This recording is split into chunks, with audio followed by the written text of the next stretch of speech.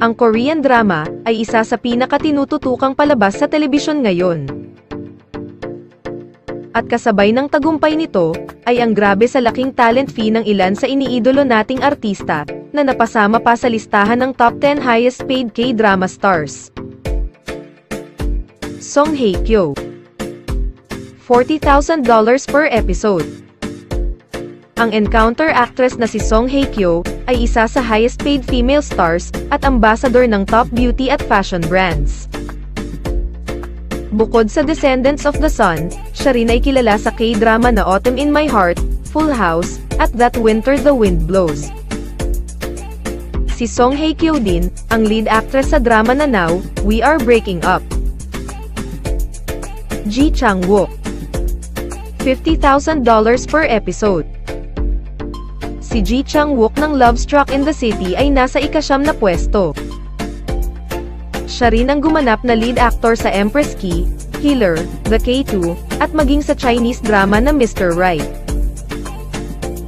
Lee Seung-gi, $60,000 per episode.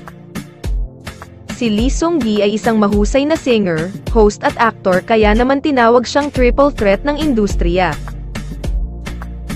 Ang ilan sa pinakasikat niyang palabas ay ang My Girlfriend is a Gumiho at Go Family Book. Lee Min-ho, $80,000 per episode. Si Lee Min-ho ay pang-7 sa highest paid K-drama star, at most followed Korean actor din sa Instagram. Ang kasikatan ni Lee Min-ho ay nagsimula sa Boys Over Flowers, at mula noon ay tinutukan na siya ng manonood kasama na ang drama niya, na The King Eternal Monarch. Jun Ji-yoon, $85,000 per episode. Si Jun Ji-yoon ang highest paid Korean actress ngayon, at parang hindi tumanda, mula nang ipalabas ang pelikula niyang My Sassy Girl noong 2001.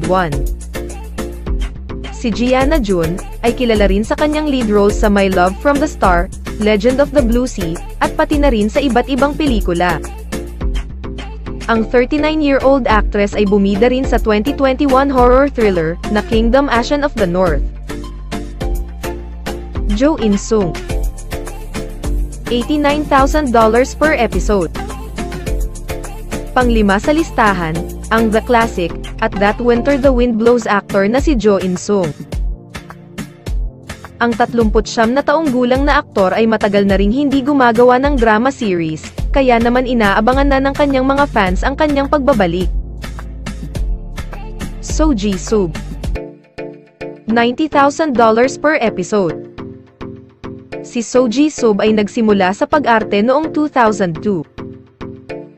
Ang 43-year-old actor ay isa sa tinitingala sa Korea, at nakilala sa 2004 drama na What Happened in Bali, at I'm Sorry I Love You na naging simula ng pagbida niya sa maraming pelikula at K-drama.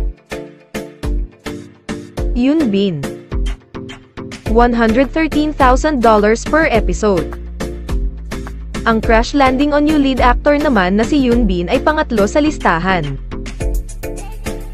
Marami ang kinilig sa tambalan nila ni Son Ye Jin sa hit series na lalo pang nagpataas sa commercial value ng aktor. Si Yoon Bin ay bibida rin sa ilang movie projects na siguradong aabangan ng local at international audience. Song Joong-ki, $170,000 per episode. Ang charming actor ng Descendants of the Sun na si Song Joong-ki ay nanatili pa rin ang kasikatan, sa kabila ng paghihiwalay ng Song-song couple. Sa katunayan, siya ay bumida sa Netflix film na Space Sweepers, pati na rin sa certified hit drama na Vincenzo. Kim Soo-hyun, $440,000 per episode. Si Kim Soo-hyun ang highest paid K-drama star, na lalo pang tumaas ang value matapos ma-discharge sa military. Siya din ay kilala bilang commercial king ng South Korea, at nanalo na rin ng iba't ibang awards sa mga roles na ginampanan. Ang It's Okay to Not Be Okay star din, ang bida sa drama na One Ordinary Day, na Korean adaptation ng British hit TV series na Criminal Justice.